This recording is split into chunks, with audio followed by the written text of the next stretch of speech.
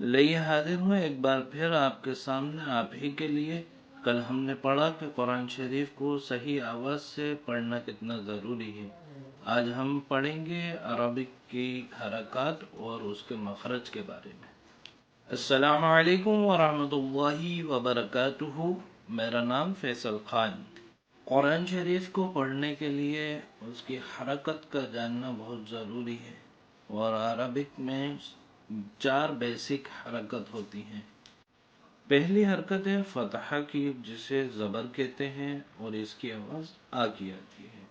اور دوسری حرکت ہے کسرہ کی، جسے زیر کہتے ہیں اور اس کی آواز ای کی آتی ہے۔ اور تیسری حرکت ہے ضمہ کی، جس کو پیش کہتے ہیں اور اس کی آواز او کی ہوتی ہے۔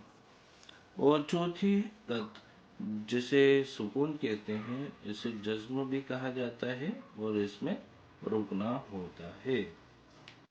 یہ ہے فتحہ، کسرہ اور ضمہ۔ یہ حرکات ہم کو قرآن شریف صحیح سے پڑھنا سکھاتی ہیں۔ ہم ان کی مشق روزانہ کریں گے انشاءاللہ۔ قرآن شریف کو صحیح سے پڑھنے کے لیے اس کا مخرج کا جاننا بہت ضروری ہوتا ہے۔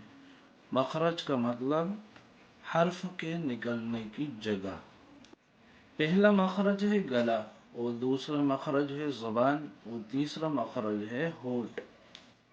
ہم ہر حرف کو اس کے مخرج کے ساتھ سیکھیں گے تاکہ ہم قرآن شریف کو خوبصورتی کے ساتھ پڑھ سکیں انشاءاللہ۔